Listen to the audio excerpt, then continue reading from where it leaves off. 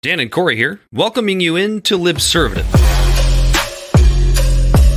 The great fundamental issue now before our people.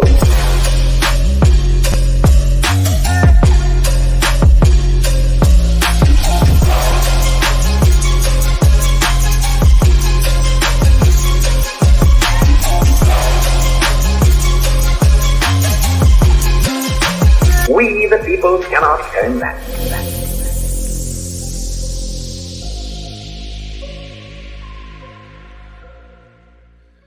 Yeah, welcome in to another edition of Libservative, the show of intellectual idiots fostering political and cultural literacy, at least when we're not, mostly drunk, which is almost every episode. So turn it off if that's not what you're here for today.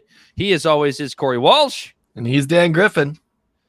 This is Libservative. Corey, it's going to be an interesting episode. I'm sure our viewers probably realize I have a new background behind me. I'm trying out a whole new setup. Dan, that's called a wall. So everybody bear with me. It's a wall. Yeah, it's a background. My background is a wall.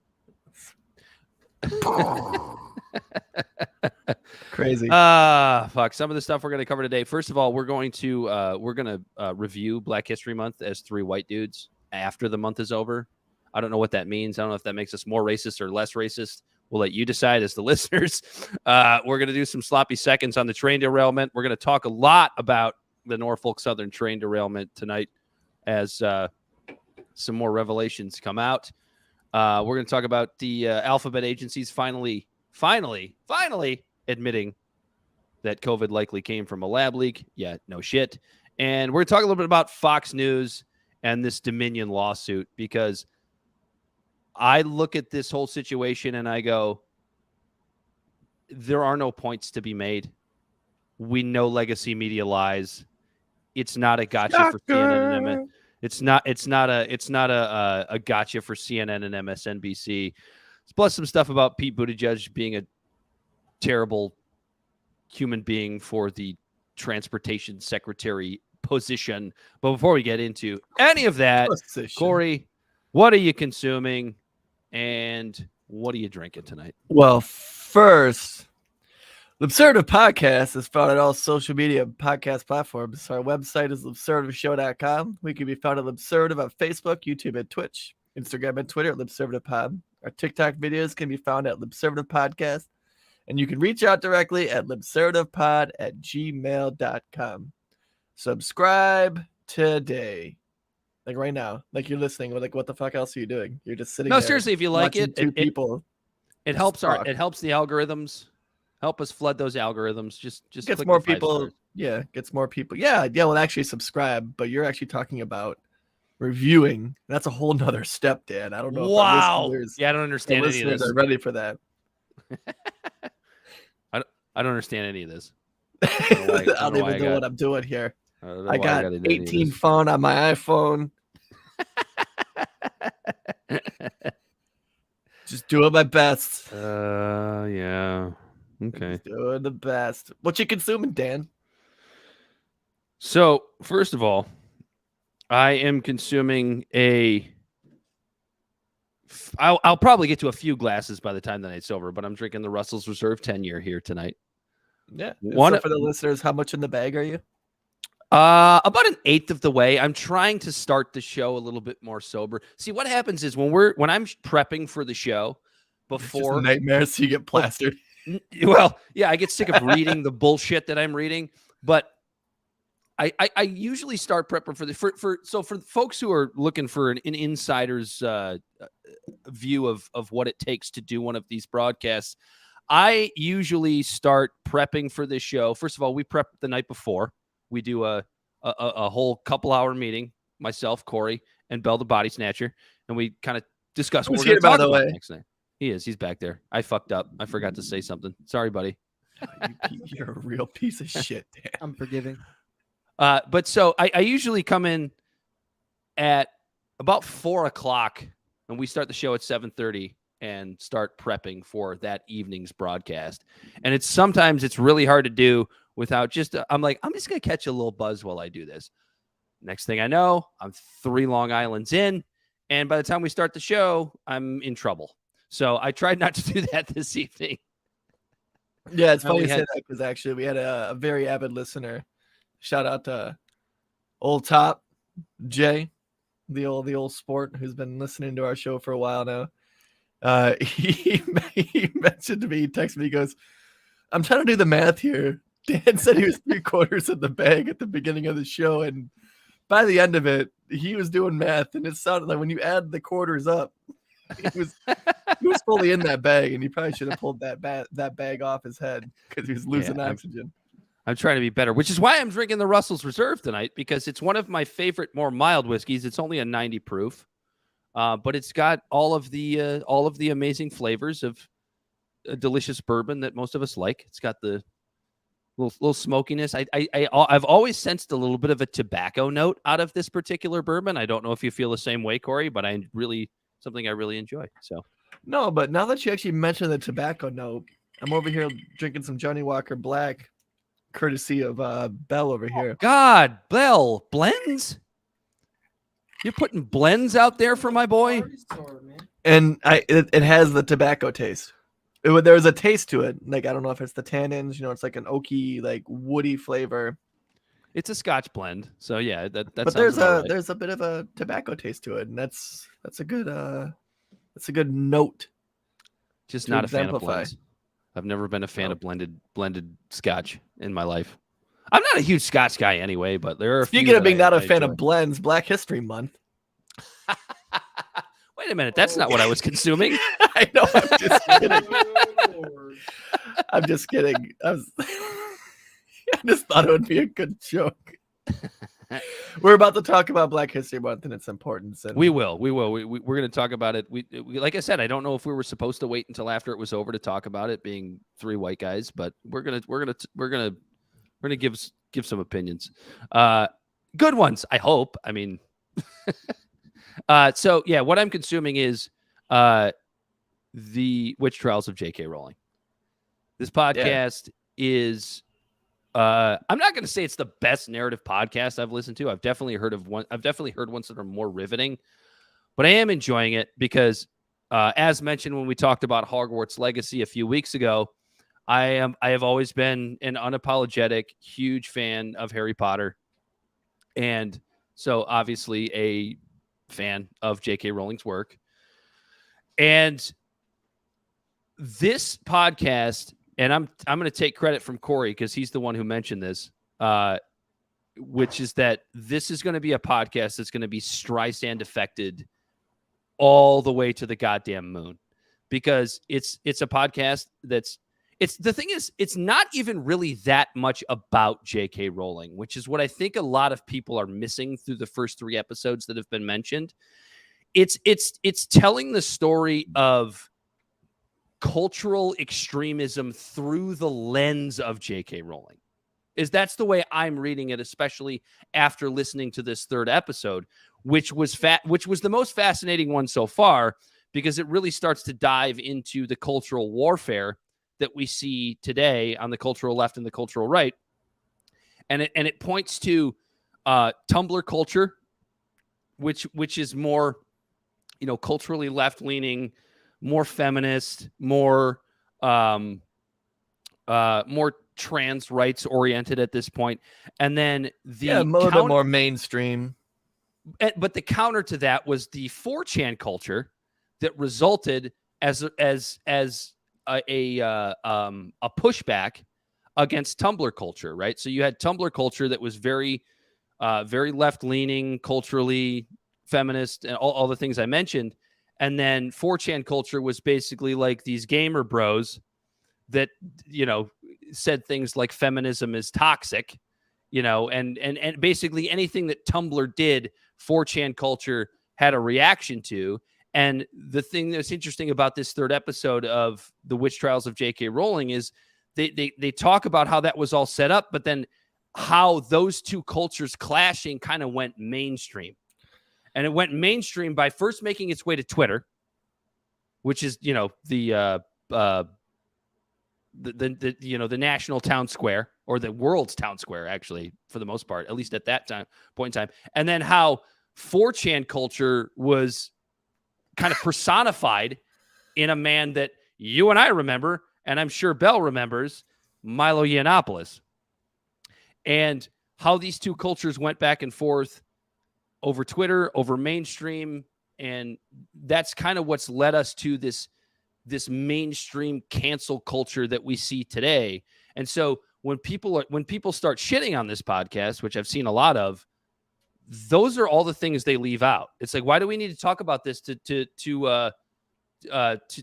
come to the determination that J.K. Rowling is a transphobe? It's like, context that's not what's important.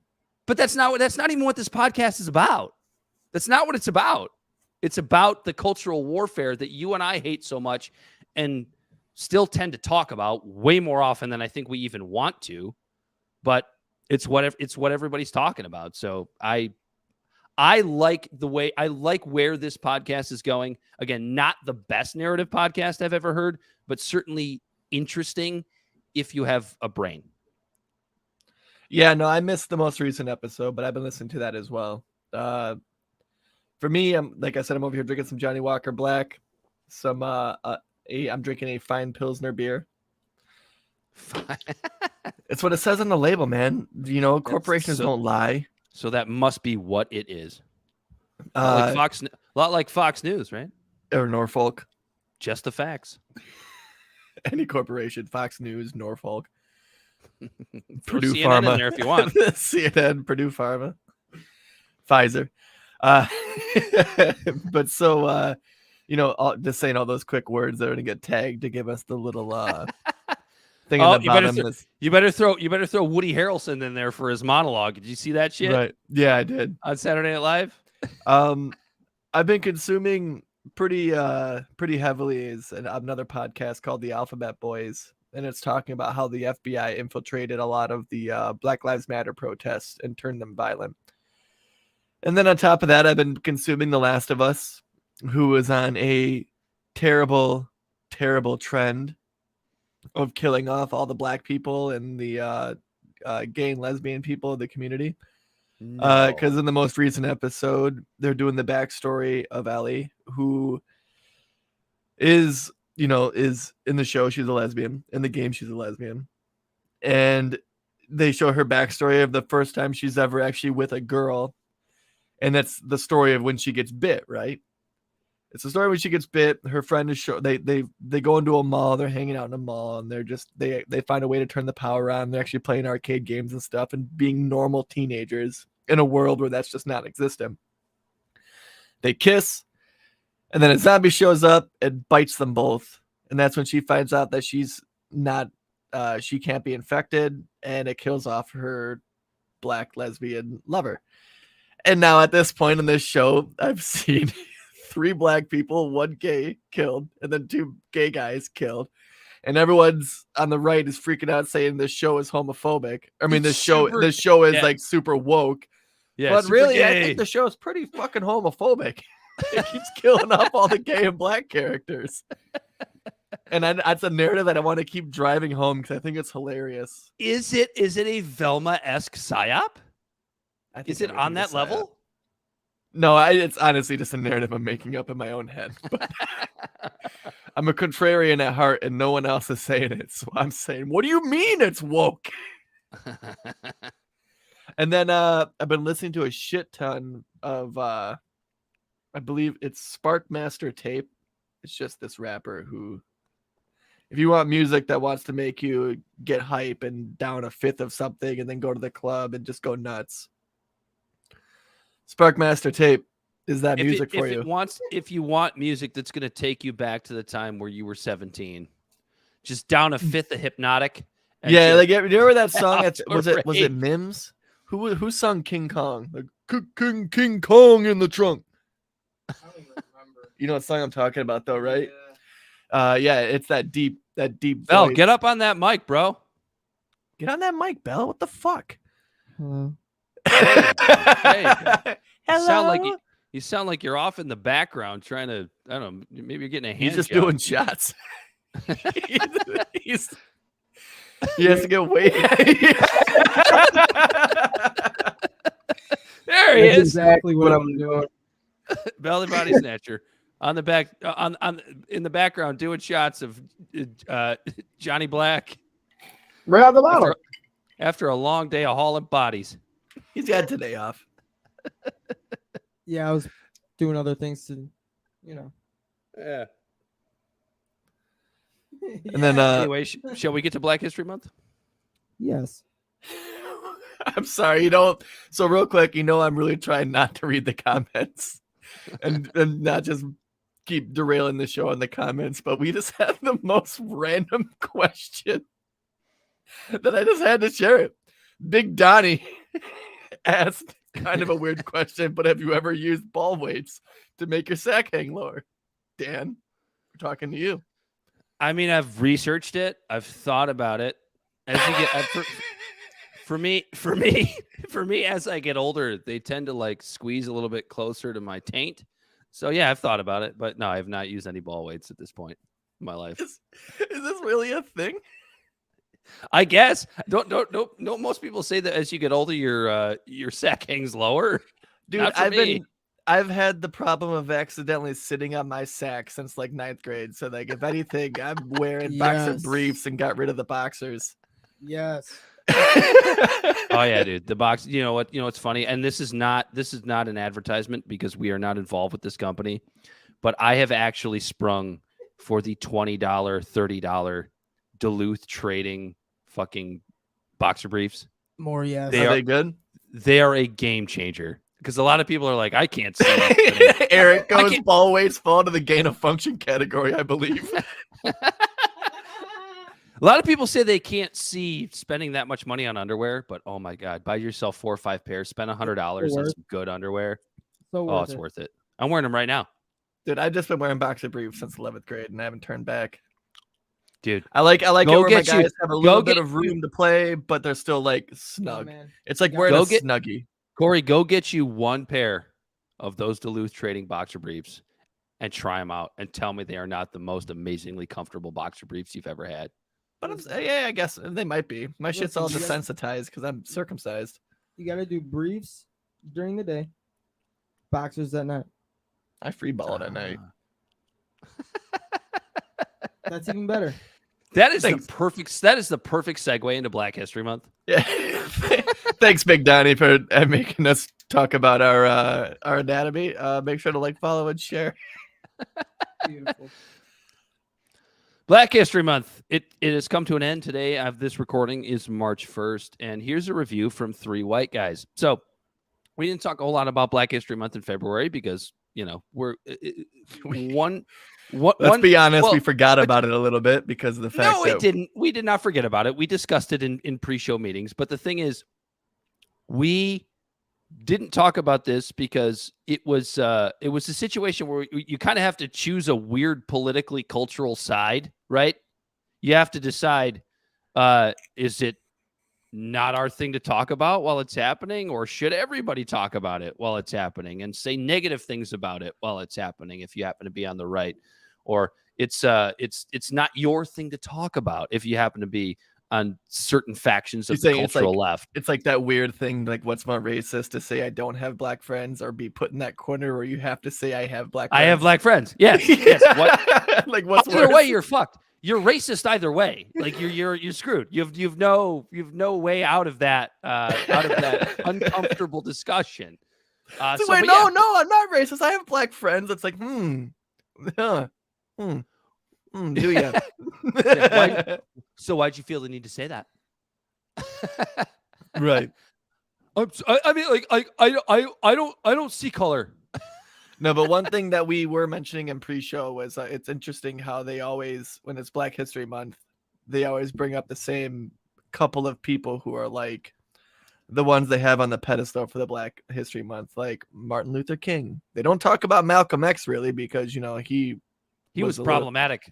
he was yeah, he was problematic for us, and and or it's what did you bring up, Bell Carver? Or no, you brought up Harriet Tubman, Harry Tubman. who is actually a bad bitch. Frederick And George Douglass. Washington Carver did 150 things with the peanut. Did you know that? Right. Another year This is- learning about Frederick Douglass. But they Frederick ignore Douglass, the yes. other ones like Fred Hampton. who was killed by the FBI. So is Martin Luther King, by the way. But Fred Hampton was like a real fucking doer, you know. And then I'm not saying that Martin Luther King wasn't, but and then or like Nat Turner, who like was on the farms and he helped, like he made his whole farm rise up against slavery, and they were out there fucking up these slave owners, you know. And people like this aren't really brought up by our public education system. Well, it goes into like because we've had this discussion on the show. I think it's been a while, but the issue that certain people, I don't even know if I want to call them on the right, but like certain people have an issue with the fact that Juneteenth is a holiday now, because they've been led to believe that it's this like BLM thing, and that's not really what Juneteenth is. Juneteenth is a remarkably important day in our nation's history, because it was the day in which the last slaves were finally let known that, hey, slavery's not legal anymore, and they were finally set free. Like, to me, that and that's when I get into the arguments with these people. Like, to me, how can you not tell me that is a day to celebrate? Yeah, no. The day in which the last slaves were actually set free is a really important fucking day in our nation's history. If you ask me personally, like Juneteenth is a day that should almost be equivalent. Not July 4th was the precedent to make it to where everybody's free, right? So we celebrate it. But Juneteenth was the day, the culmination of where everyone was actually free. And if you ask my opinion, I think that should be considered, like, it should get more credence, like an actual holiday. Is that fair to say? You know what I mean? Like, that was the day that everyone, like, they had to send the fucking military to Texas to tell these slaves. I think it was like 2 or 3 years after the Civil War that, oh, hey, by the way, guys, you're free. And they're just like, the fuck? Are you kidding me? You've been free for like 2 years, just so you know. Yeah. Well, it was because the military took their long ass time to get out there to tell them. It was in 1865. But the Civil War ended in 63, right? No, 65. So, but when the Emancipation Proclamation. Look up when the Texas slaves were freed in June, I guess. Like 1865. Okay, when did the Civil War end? 1865. No, I don't think it did. I think the Civil War ended in 1863, right? The Civil War was 61 to 65. I fucked up, Dan. I don't know my dates. It's all right. The Emancipation Proclamation was in 63. So that makes sense. Okay, so that's right. Yeah. So slaves were technically freed in 1863. In Texas, it was 2 years later. January 1st, 1863, but he signed it September 22nd, 1862. Okay. So yeah, that's where I get the 2 years from. 2 years after the Emancipation Proclamation. Makes a lot more sense. Yeah. There we go. I knew we'd figure it out. We'll get there. We're just 3 white guys that don't know anything about Black history, so we're good. We're getting there. We're learning. But I've always felt like we only learned about 3 black guys and Black History Month every year. It was rough. And then we watched Roots in 7th grade. That was fun. I've always felt, though, and maybe this isn't my place to say as a white person, but I'm going to say it anyway. I've always felt like there's some weird tokenism that happens with Black History Month. Don't you feel that way? That grandstanding and virtue signaling. Yeah, absolutely. From mostly from white people. Almost exclusively from white people that are weirdly apologetic in ways that they don't necessarily need to be. It's just like, why don't you just, I don't know, have regular conversation? Because it always seems to be like that that like middle class suburban white person that has no black friends, has not really ever had black friends, but doesn't have anything better to do than to sit around and talk about how much they think that racism is bad in some area of the country that they've never actually even been to. Right. Those are the people that seem to tokenize Black History Month a little bit. And I look at that and I go, oh, let's just go talk to some Black people and see how they feel about this. And generally what I get is, yeah, those fucking people they've always got the opinion that those fucking white people have maybe had a couple of conversations with a more well-to-do Black person at a coffee shop somewhere, but have never actually bothered to understand Black culture in any way. Right. Yeah, I guess there's a big difference even of like just knowing a Black person and then understanding Black culture. They just want to. Does that make sense what I'm saying? Yeah, like shaking hands with the like nerdy, more well-to-do Black person in the white suburb, like the token Black guy in the white suburban neighborhood, right? We all know this. We've seen these people. Like knowing what do you mean guy, these people, Dan? We're talking about February Black History Month. I'm talking about white people when I say these people. These goddamn whiteys. That is not understanding Black culture and Black history in any way to me. And I think even that Black person that lives in the white suburban neighborhood would agree with that statement, because they probably get annoyed by, I would imagine they get just as much annoyed by it as you and I do. Oh if my not God. More so. Yeah. You like really think about it, how just people kind of walk on eggshells and they just, especially like white, there's a couple sects of white people. Like I want to say 3, there's the white person that's just fucking racist. Right.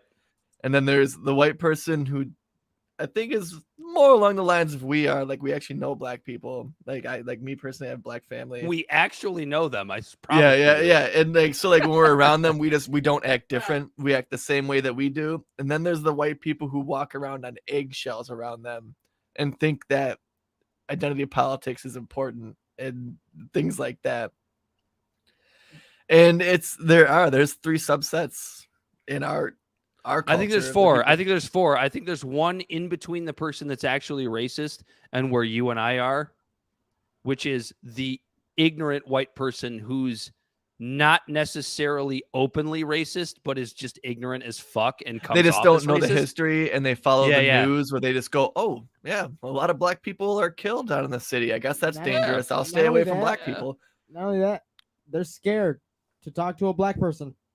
Yeah, that's true. They really are. They really are. Yeah, it's not that they're racist; they're just scared, and they're ignorant as fuck. They go, "Wow, that's really weird." That it's really weird. Don't even get me started on Juneteenth.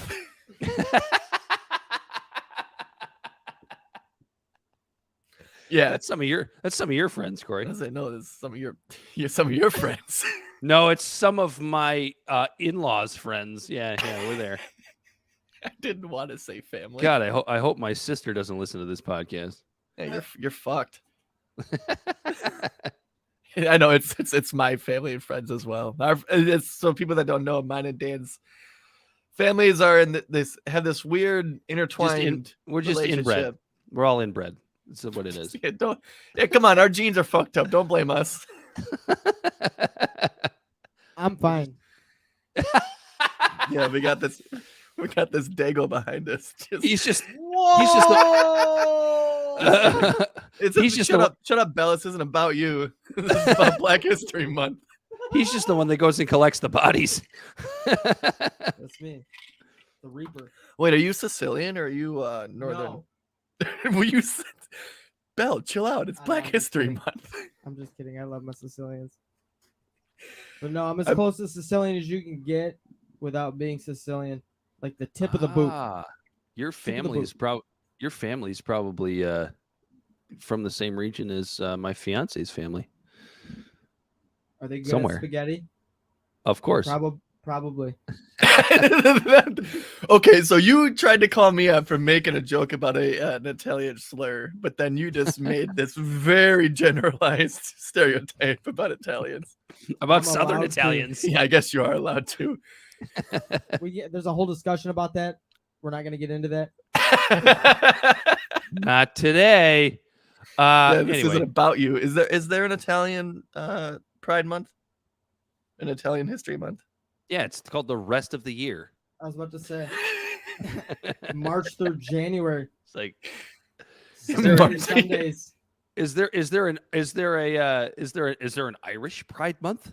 for No, me? but we got St. It Patty's actually Day. is March. I'm about to Yeah, say, what the March. hell, man? Yeah, we got just St. entered it. Patty's Day.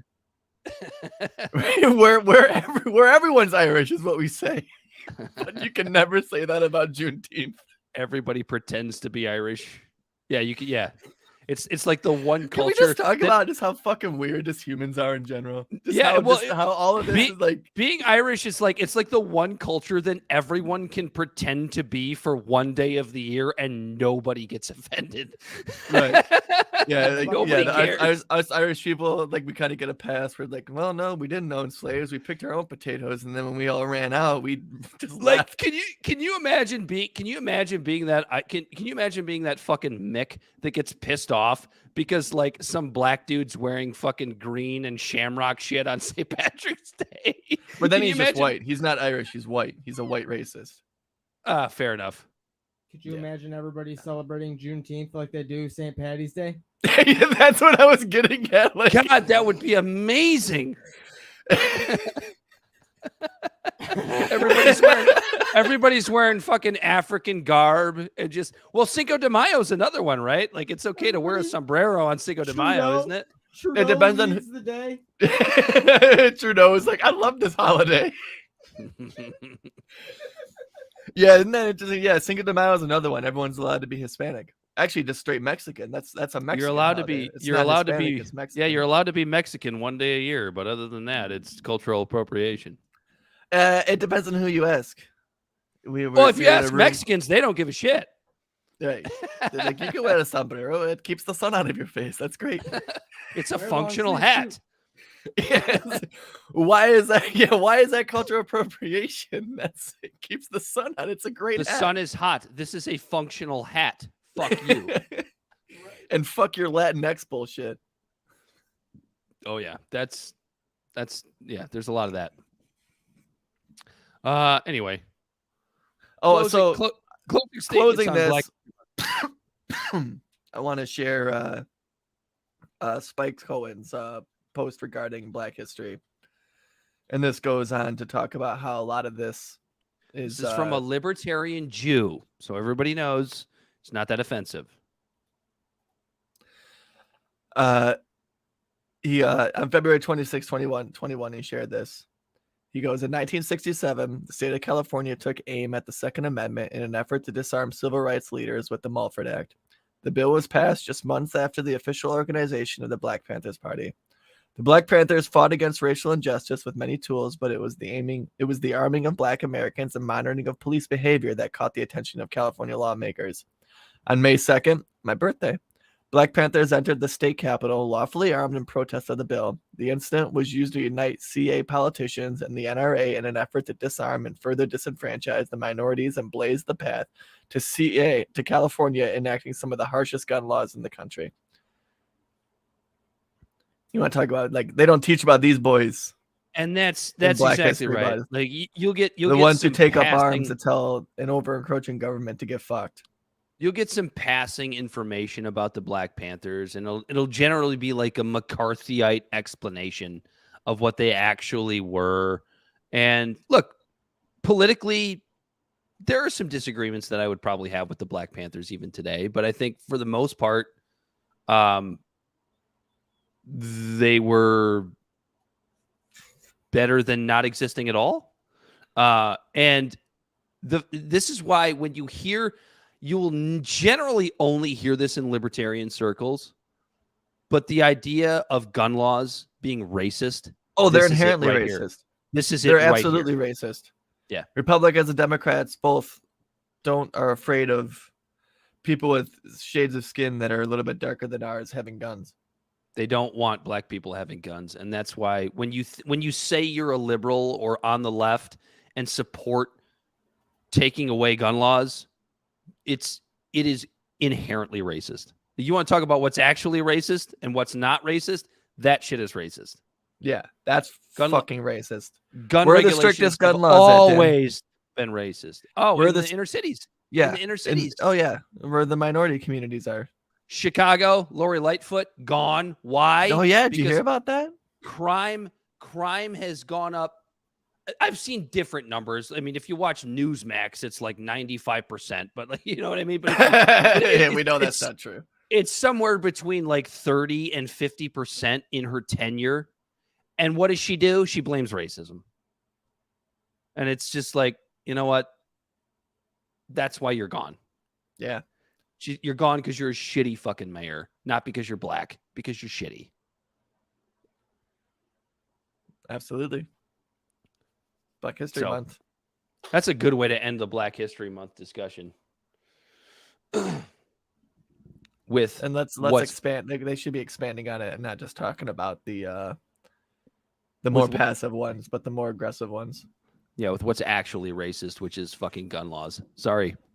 Anyway, we are not going to get through all the topics we wanted to get to. I did not expect that to take 36 minutes. You're right. But it was a good discussion. You want to give the quick sloppy seconds on the Trump era rail deregulation that we fucked up? Yeah. So last week we were talking about the East Palestine train derailment, and it's important to keep bringing this up because as things continue, it's not getting better there, and the government is continually still lying, just like they did with Flint and and all these other places where industrial disasters happen. And if I can point out before you continue, Flint being both a Republican and a Democratic administration now, this is bipartisan. This lying bullshit about horrible ecological disasters in the United States is a bipartisan problem. So go ahead, Corey. Yeah. And so we want to make sure we keep bringing this up on the forefront so it's not forgotten, because we saw a city in our own state be forgotten over shit like this. And the first thing we want to bring up is the sloppy seconds. Is last week we mentioned how deregulations that happened under Trump were one of the underlying causes to this situation. But after doing some more digging, it appears that it was actually Obama's law that he put in. We talk about the ECP, which is the electronic computerized braking system. Whatever it was. And that law that Obama did put in place wouldn't have covered this accident because his administration as well cucked out to the big lobbying firms from these companies like Norfolk and and I can't think of any of the other names right now. Some of the other train companies. But anyways, they spent millions of dollars. We'll just call it Big Rail. Yeah, Big Rail. And all this money they spent on the government to lobby to try to kneecap a lot of these regulations they were putting in. Under the regulations, this specific train wouldn't have had to have that braking system because they didn't have as many hazardous trains on there as what would have been under that law. So this isn't Trump's fault. Trump could have left cars. Yeah, go ahead. Right. Trump could have left this this whole thing alone, and this still could have happened under Obama's regulations that he put into place. Granted, Trump's administration still cucked out to the big industries, just like the Biden administration has, just like the Obama administration has. And this goes back to when we talk about how it doesn't matter which party it is, they both cuck out to lobbyists from big corporations who don't give a shit about the people, but only care about their bottom line and their dollar. And so they continue to donate to politicians, whether it's Barack Obama or Joe Biden or Donald Trump or very, very soon now Ron DeSantis. And it's why the two-party system. I don't know. It might be Trump broken. Man. I'm just saying, like, whichever one they choose on the Republican side is going to get a lot of corporate money, whether it's Trump or DeSantis. Is this a good spot? Yeah, I would. Is this a good spot to share that TikTok video? Yeah, why not? Let's go with it. The mother of 5 boys, and I have a 2-year-old, and a 10-year-old still at home with me. They're breaking out with rashes. I'm taking them to the doctors. They're telling me we can't diagnose them with chemical burns of the lungs because almost after 3 weeks, they're still waiting on guidance from the Ohio Department of Health. How long is it going to take? Are one of my children going to have to drop dead before they get guidance? It's been 3 weeks now since the toxic train derailment in East Palestine, Ohio. As you know, the mayor says he saw you in Ukraine, and he says it tells you he doesn't care about us. And they're asking, is the president coming to Ohio? Do you have any plan to travel to Ohio, and have you talked with the mayor yet? Let's put this in perspective. Within 2 Don't hours, answer the question or anything. within 2 hours. They are only helping Norfolk clean up the mess that they refused to clean up. They threw dirt over it, laid those tracks down, and got them trains rolling. Within 2 hours. 2 hours. And even as we're doing this, another Norfolk Southern train rolling through town. Profit before people. We are in the same boat today as we were the first day they lifted that evacuation. Nothing has changed except everybody's getting sicker and sicker. Do you plan to travel there, and have you talked with the mayor? I can't recall whether I don't think I've talked to the mayor. I talked to everyone else there, and multiple times. Both governors. I've talked to everyone there is to talk to. They've not only ruined my home, my health of my children, they have ripped my life away from me. With those air sirens, those air raid sirens overhead at Kyiv, how important was it that the world saw you standing next to President Zelensky? It was important to me to stand with Zelensky and let the world know on the year anniversary we're not walking away from Ukraine. They aren't helping the people of this town. They aren't providing us housing elsewhere. And everybody says, if you're getting sick, why are you staying there? Because we don't have the means to leave. I can't afford my mortgage and another house payment or to stay in a hotel room. I'm a mother of 5 boys, and I have So go ahead and pull that away. So the first thing I pull away from this woman's testimony, and that was from, you said that was that from the Gray Zone, the guy that was interviewing? Not the So I don't know who made the clip. Someone put that together. But the interviewer, you could, I think it's Status Coup. Status Coup. Says, okay. Yeah, it says coup right on the microphone. And I know that they've been on the ground there. Absolutely. I trust Status Quo. I trust Gray Zone. All of these Those folks. are some pretty credible. So I look at what that woman said. The last thing she said about, well, if it's so bad, why don't you just move? And you want to talk about you want to talk about a luxury belief? You want to talk about I would just move. And so I'll put this in perspective. Okay, so my fiance and I'll give you our fucking total what we make per year at this point. Her and I combined make about $140,000 a year. Okay, it's a decent amount of money. We're not hurting. We're not struggling. We're able to make our mortgage payment. We're able to make our car payments. We're able to buy our groceries and have a little bit left over to take a couple vacations every year. Okay, we're doing fine.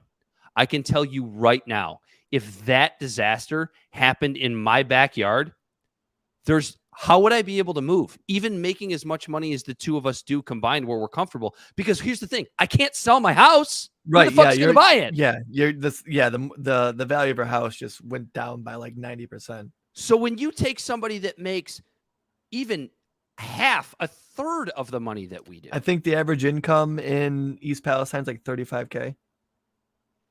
Yeah. So why don't you just leave? It's like, That's household what the fuck are you? Yeah. What the fuck are you talking about? Like even somebody like me, who between me and my fiance make a decent amount of lower middle class or middle class money. If that happened to me, I would be fucked. So I can't even imagine what somebody who's making that little money in a town that small would be going through. And when you want to talk about the politics of this situation, I find it really, really interesting that the constituency of Eastern Ohio and Western Pennsylvania has been, and you can look this up, statistically, the biggest swing from Democrat to Republican in 2 voting cycles, or 3 voting cycles, or maybe 4, that we have ever seen in our lives. This was an Obama district. This was an Obama district that would completely trump in 2016 and 2020. And you think it's a coincidence for some reason that Joe Biden didn't show up and Donald Trump did. It's how you know that this shit is completely politicized and nobody actually gives a shit about the lives of the people in Eastern Ohio. Eastern Ohio. It's sad. You see it all like when in that video for the just people who are just listening. There's a scene when one guy when Biden is being interviewed and he goes he's like, the people there, they feel like they've been abandoned. It's been 3 weeks now and you haven't been there yet. And Biden just goes yeah. Like, what the fuck is that? You know why? Because it's a lost district. He's not getting those votes. And that's the disgusting part. And that's why when people bring up the fact that Trump went there, okay, I would love to believe that Trump went there for virtuous reasons. He didn't. But he didn't. No, he didn't. He went. It's part of his political game. Yeah. He didn't go there in good faith. He knew what he was doing, and it's brilliant. I mean, politically, it's brilliant. I'll give him credit for that.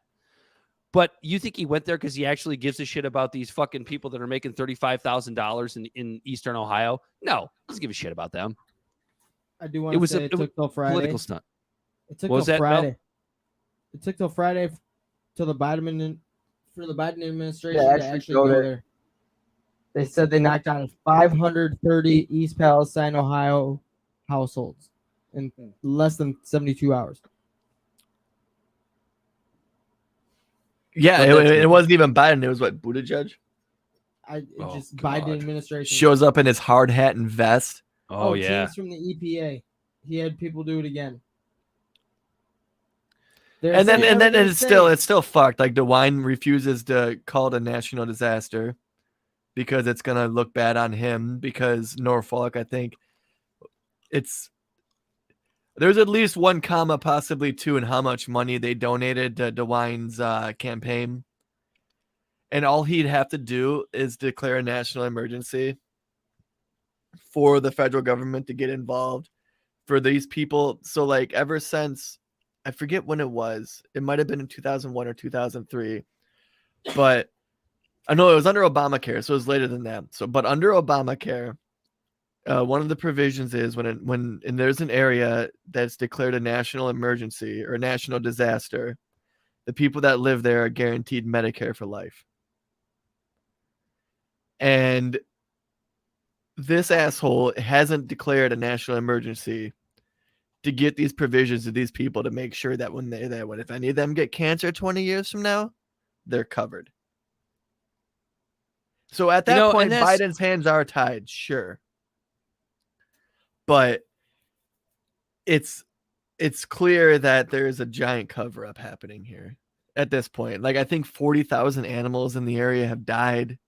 Corey, and all you have to do is follow every ecological disaster that has taken place in this country. And I'm assuming, you know what? I'm not even going to assume it happens abroad because this seems like a fucking strictly American thing. You always have the same chess pieces play out at the same time, right? So so first the disaster happens, okay?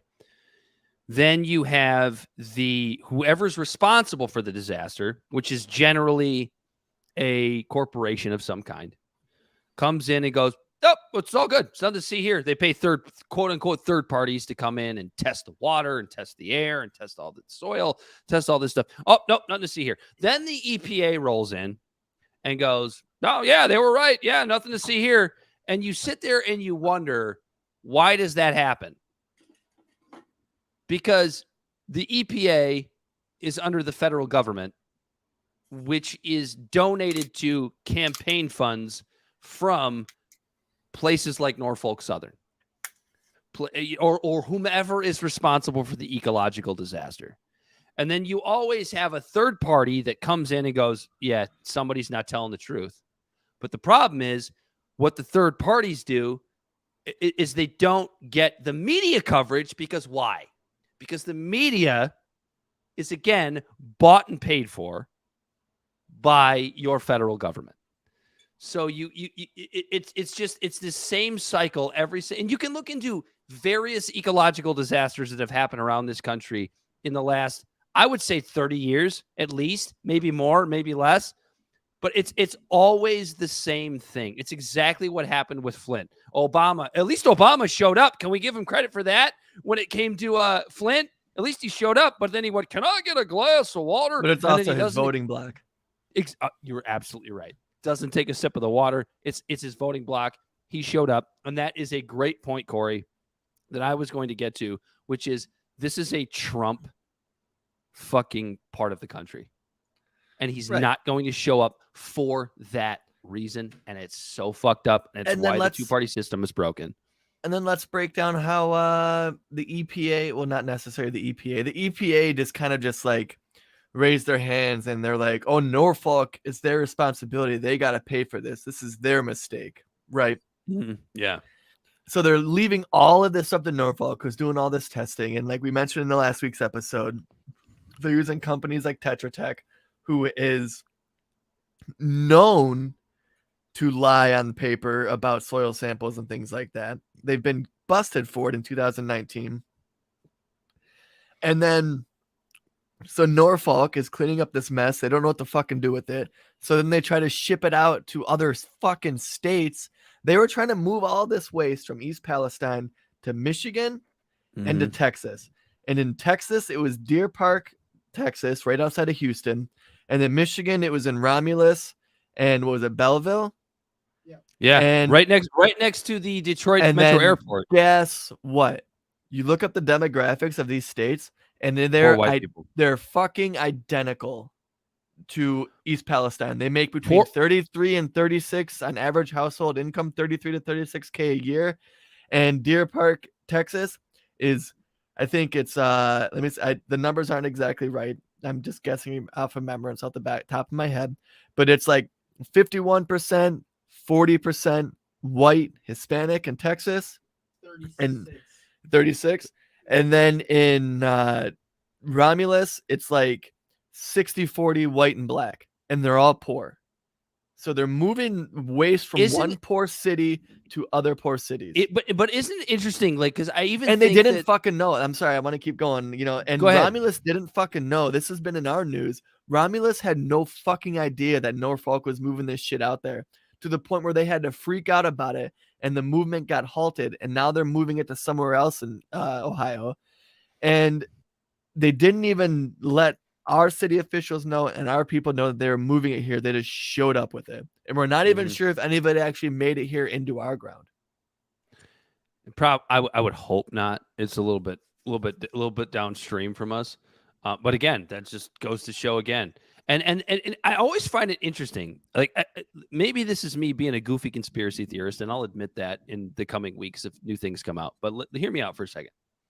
I really find it interesting that a place like Deer Park, Texas, and a place like Romulus, Michigan, are these poor areas, or I would say working poor, right? They probably have homes, living paycheck to paycheck. They're not like it's not like a huge homeless community in Romulus, right? But like people that are broke as fuck, barely scraping by, and the demographics are as close to 50-50 as you can get, right? So you can't have a situation where Norfolk goes and like just dumps a bunch of toxic waste in a black community, right? Because that would be a story, right? Or dumps a bunch of toxic waste in a Hispanic community in Texas, right? Because that would be a story. So they find these areas where they're kind of close to 50-50 and like a little bit more white. So it's almost like a plausible deniability thing. Yeah. So it's like, yeah. So there's no story there. There's no like, hey, you poisoned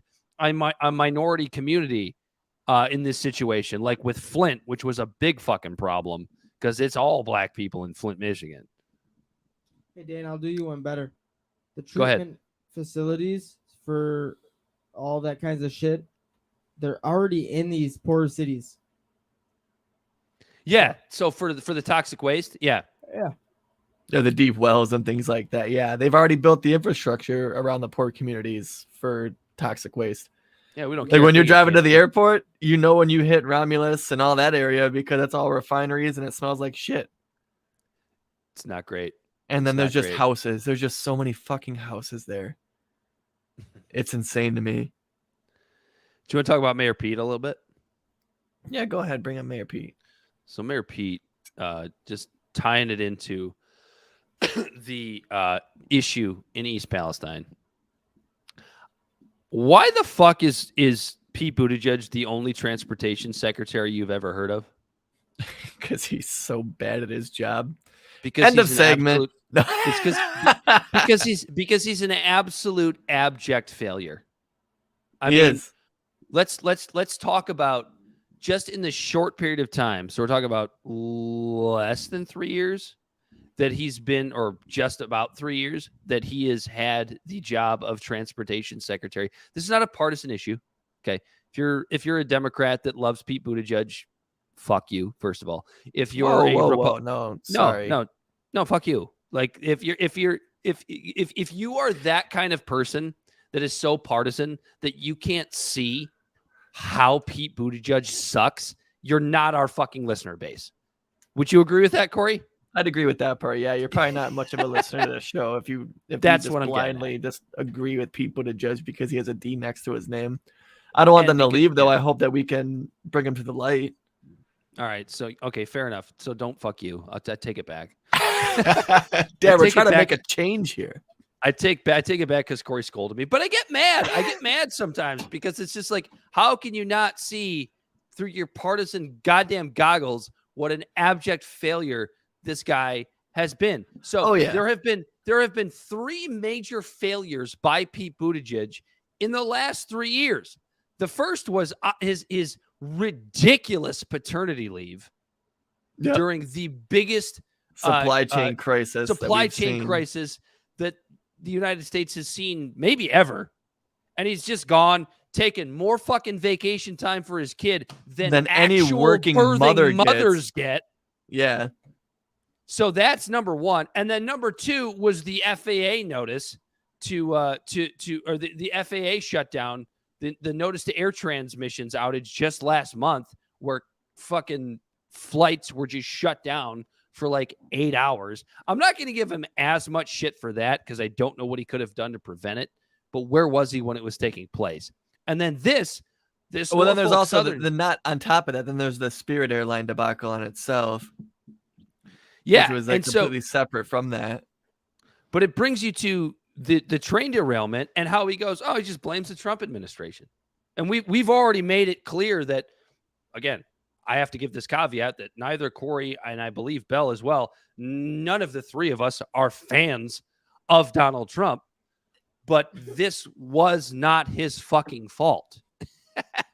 This wasn't his fault. And it's like, this is the issue that we have with partisan politics, is that it's just so easy when something shitty happens now to go, it was the last administration's fault. And like, because don't get me wrong, the Trump administration did the same thing multiple times when shit hit the fan. It was the Obama administration that is responsible for this. And it's like, dude, you are the fucking people in charge. The American people don't give a shit. They want it fixed, and they want it fixed now, and they want it fixed today. And you are the one that's in charge. What are you doing besides blaming the previous administration? And the answer is nothing. And that is why Pete Buttigieg is an abject failure. And yeah, I blame it on the fact that he's a diversity hire. I'm probably a bigot now that I said that. Should I have said that on this show? Don't give a shit. I just did. He's a fucking diversity hire. He said it and he meant it. I did mean it. He's a diversity hire, and that is the problem with diversity hires. Now, you can get really lucky, and the diversity hire that you make could be the best option. Honestly, I'll give the example of Ketanji Brown Jackson. Great in the Supreme Court. I thought she was fantastic. She was hired because she was a black woman, but she was also the best choice. That's such a shame. But she was also the best choice. She was the best choice. That where race didn't have to be made an issue of it. People, everyone would have seen it. No, other than maybe blind people. Am I a complete bigot now for what I just said? Because I got really angry for a second. No, I don't think so. It's right, because it's like, oh, thank God for diversity. Thank God the head of the EPA is black. So black people could see someone that looks like them doing a shitty job in the position versus another fucking white person. Because granted, there are a shit ton of white people doing shitty jobs in politics. So let's add in people of other colors in there that will continue to do a shitty job so that they're represented. So thank God for identity politics that shitty politicians represent everyone. Corey, can I just say before you continue, that was so beautifully put. Seriously. I feel like you just took away a little bit of my bigotry by what you just said. Oh, that's just what it is. It's all for show, man. It's all for fucking show. Because, you know, we mentioned on the show before that I have black family and black friends. And you can ask all of them and they'd be like, oh, yeah, no, that's great. It's nice to see, but my life hasn't fucking changed. Right. Obama was president. Millions of black people lost their homes, but he bailed out the banks. Mm-hmm. I don't give a shit what color his skin is because a white person would have done the same damn fucking thing. Mm-hmm. A white Democrat. Yeah. Yeah. A white Democrat.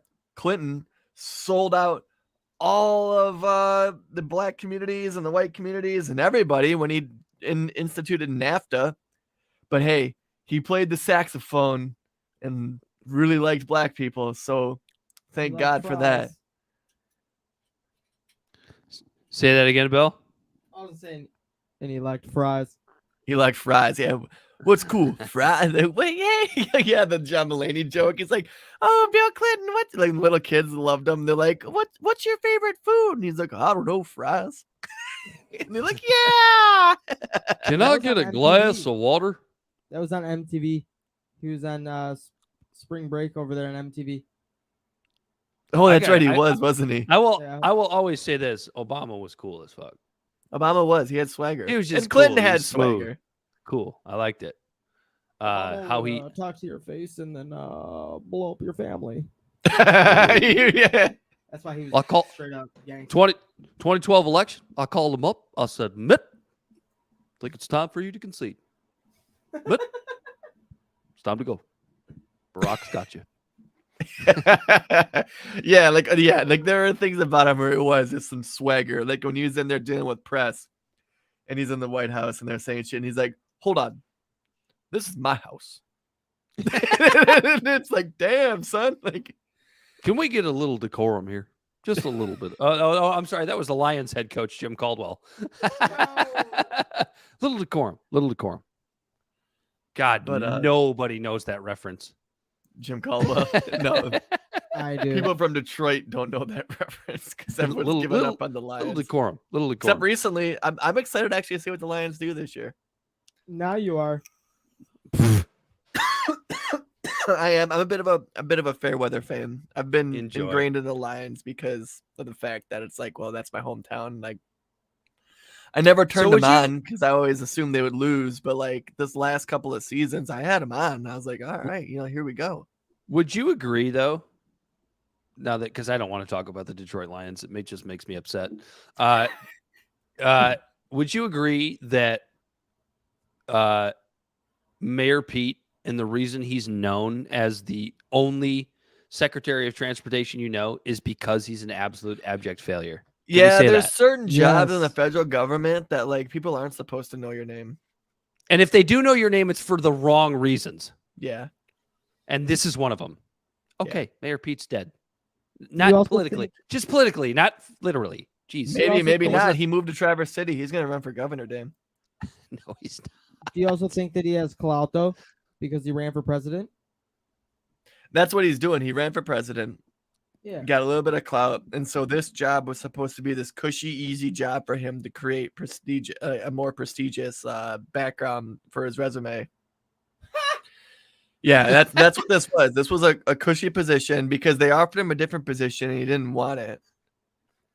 And like, that's the thing. That's how all the fucking politics work. He got this position because he conceded and endorsed Biden with the contingency of getting a job in his cabinetry. With the contingency of removing Bernie Sanders from consideration for the second straight fucking presidential election cycle. Can we throw that out there as well? We can throw that out there as well. Corey, let's move on. Let's move to I think the next two topics actually both have to do with COVID, if I'm reading my notes correctly. Yeah. So the alphabet agencies Where is it? This one? There we go. Yeah, there we go. Why should government never control information? 2 words, lab leak. And that's not an old Labrador with incontinence, Dan. So before you start, I'm gonna have Bell look this up. Because I know it was the Department of Energy, but what are all of the agencies that have now basically admitted that COVID was most likely a lab leak? Because it was more than just one. So go ahead, Corey. I'll have Bell look that up. Department of Energy. I know that those 2 for sure. The Department of FBI says with moderate confidence, and the Department of Energy says with low confidence. But whatever that means. Whatever that means. But they are now saying that, like, well, all roads lead to Rome, and all virus pathology leads to Wuhan, where the lab that was dealing with coronavirus strains was located. And the thing that's so interesting to me was the fact that, okay, so the Wuhan lab, the virology lab, was really, really close geographically to the supposed wet market, where the original narrative was that this came from this wet market. You don't think that people maybe shopped at that wet market that worked at that lab, and maybe it actually did start to spread at that wet market because of the fact that the Wuhan lab of virology is geographically very, very close? Is that not a reasonable explanation for why there may have been a serious uptick in COVID at this particular wet market? Am I crazy, or is that just something that is just normal people would think that? No, I think just normal people would think that. And there's been very, very little evidence that bats, who was the original culprit for this disease, were actually even being sold at that wet market at that time. Have you heard this? Say that again. I'm sorry. That there's little to no evidence that bats were actually being sold at that particular wet market at that particular time of year. Right. And can we also talk about how racist that is? Like, the lab leak theory was racist, but just saying that Asian people eat bats isn't. Well, they do. And they eat monkey brains too. That's real. That's not racist. That's real. Right. But just to assume that that's what it is. Like, oh yeah, because just those Chinamen are over there eating bats. That's how we all got sick. We're Western white people. We don't eat bats and monkey brains. Would you ever eat monkey brains, Dan? I am the kind of person that will try anything once. Almost anything. I probably wouldn't try people. I probably wouldn't try human flesh. But outside of that, Donner, dog. No, dog. I wouldn't do dog. Knowingly, I wouldn't do dog because that's my best friend. Good dog on the grounds worth 3 in the saddle. Is there anything else I wouldn't try? Probably cat. I mean, I'm not a big fan of cats, but they're still our second best friend behind dogs. So I probably wouldn't try cat meat.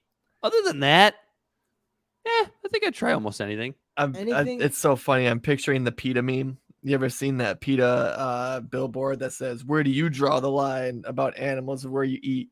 And it shows like cow, pig, chicken, and then it shows a horse, and then it shows a dog and a cat and a fish or whatever. Or no, I'm sorry, the fish is before the horse or whatever. And then someone took a picture of that billboard and then superimposed a line between the fish and the horse. And it's like, right about here is where I draw the line. What were you saying, Bill? Anything that has a little amount of fat, not even a little, a decent amount of fat, I'd probably try it. Yeah, you know, honestly, well, actually, that's not true because I eat chicken and turkey, but anything that has stomach muscles that you can make bacon from. But then that also includes dogs and cats. It's a dog and that's a cat. Maybe not. Maybe I wouldn't eat dog bacon. It depends. We're discussing our food ethics here live on the show. So we're happy to have you aboard. Hey. Yeah. Like, what are we in? Is it in society that we have today, or is this post-apocalyptic? This is society we have today. Because I'm sorry, Penelope, the misgendered name of the boy cat that I currently own. You're getting eaten. Because if I die, you're gonna eat. If I die, he's eating my face. Okay, so you're talking about post-apocalyptic. Yeah, not like I'm gonna end the show and be like, see, that's the difference, dude. That's the difference between dogs and cats. There is absolutely no way I would eat my dog. I'm sorry, I would not eat my dog. I would eat even if he died. Maybe if he died on his own or her, maybe then. But I would not kill my dog and eat it, even in a post-apocalyptic situation. I would never eat you if you died first. Maybe. There's no maybe. I wouldn't eat my dog, but I'd eat your dog. That's fair, because I'd probably do the same. That's so good. Did you find the alphabet agencies, Bell? It's easy to say that, though, in us sitting in our climate-controlled rooms with electricity and microphones and stuff, because it only took 2 months for the Donner Party during the Oregon Trail to eat their own fucking family members. That's fair.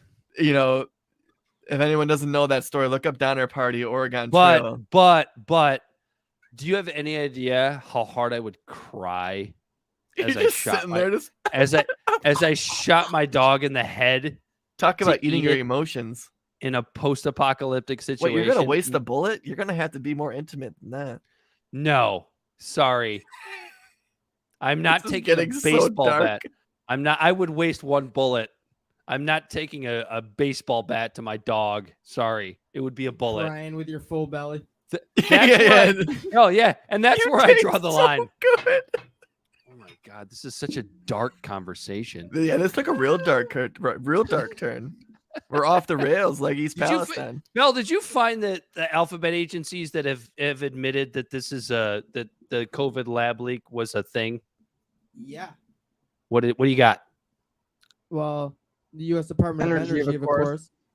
We have the FBI, and the most famous, the U.S. of A. The Biden team said in 2021 that there was credible info to the claims made that, it came from a lab. Also, you can go on congress.gov, which is obviously Congress's website, and you can see documents from hearings with Dr. Anthony Fauci. Oh no, Fauci the Grouch. Claiming and lying that the United States funded gain-of-function research on COVID in Wuhan, which led to the pandemic. Yeah, so we've got at least four credible alphabet agencies, plus the Biden administration, plus Anthony Fauci, that are admitting... Well, Anthony Fauci did admit it. He's still lying under oath that there's no gain-of-function research even happening there. But they're saying he's lying. Bill. They're saying he's lying, but saying he's lying like outright. The government. And that's interesting because we've actually played the Rand Paul interaction with him. Yeah, so he's still lying about the gain of function, which is no surprise. But he's even I don't know if he's admitted, but he's kind of come around to the idea with that. Yeah, okay, this might have come from a lab. And where I draw the line is right, like where people go, this was a Chinese bioweapon. No, it was a mistake. We had Americans there too. This institute had American money funding it. Like, it wasn't nefarious. It was just malfeasance. The reason they're doing it there is because would you rather them do it here? Yeah, NIMBY. That's exactly right. Again, poor people. Yes, yep. In Wuhan. Poorer. Yeah, way poor. Have to deal with it. But so this is what pisses me off about this, Dan. What's like before you say that, Corey? It's the thing I always turn back to. Never chalk anything up to nefariousness that can easily be explained by incompetence. And I think that's what this is. Again. And this is what pisses me off about it. There was such tedious like, Trump derangement syndrome happening in our country, that Trump was one of the first ones to say this. It came from China. It's their fault, this and that. And everyone freaked out and called him a racist. And he was wrong. And you said he was wrong? He was wrong. It wasn't the Chinese fault. It was our fault.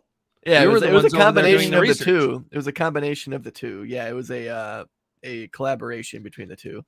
Go ahead. I'm gonna try. Hold on. I'm gonna try something. I'm gonna go take a pee. Okay. But I'm still gonna be involved while I'm peeing. You're gonna use your Bluetooth headphones. 100%. Cool. Live on the air. Can y'all still hear me through the phone line? Holy! Go ahead, Corey. So what pisses me off the most about this is all of the politics that got involved, and all that really did was gum up the works to where if we just had one consensus of where it fucking came from, or even acknowledge the fact that it may have came from the lab, then that means that there is reams and reams of documents and paperwork about this mysterious strain that we have no idea where it came from, to where if we actually buckled down and actually talked about this. Now, granted, Wuhan Institute did wipe all of its databases, strangely enough, after this happened. But if we started turning over stones about the origin and not being afraid based on what sort of lobbyist is paying for different things and who's paying for what, and we actually tried to be real sleuths and not just call each other conspiracy theorists and actually go after where we thought the origin was, millions of lives may have been saved. Is that fair to say?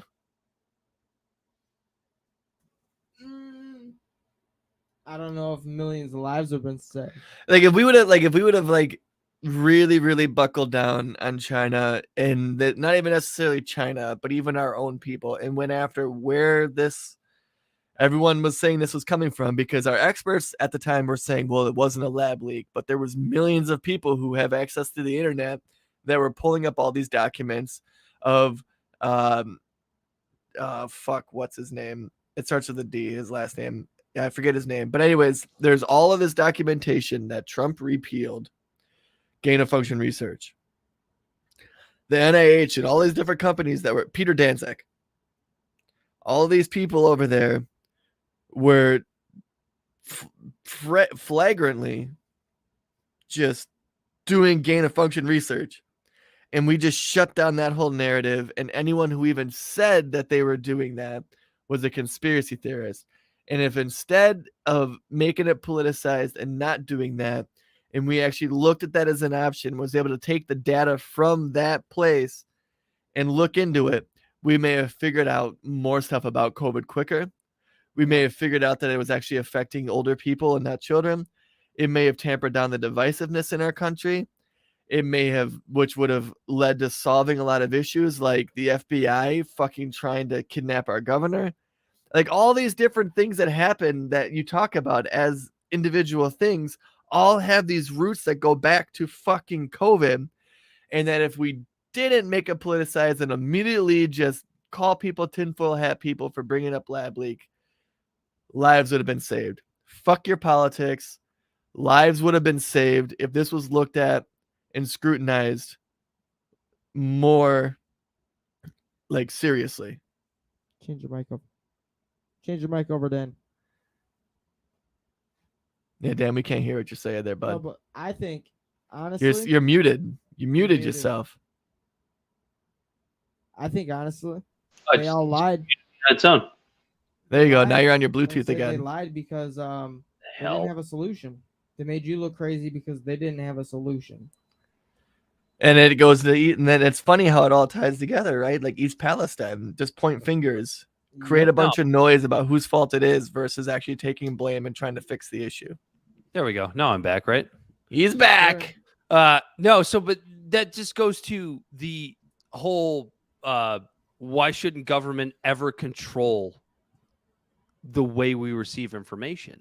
Because this was a situation where 2 years ago, you were a tinfoil hat person. You were a conservative. You were a Trump supporter. You were a fascist.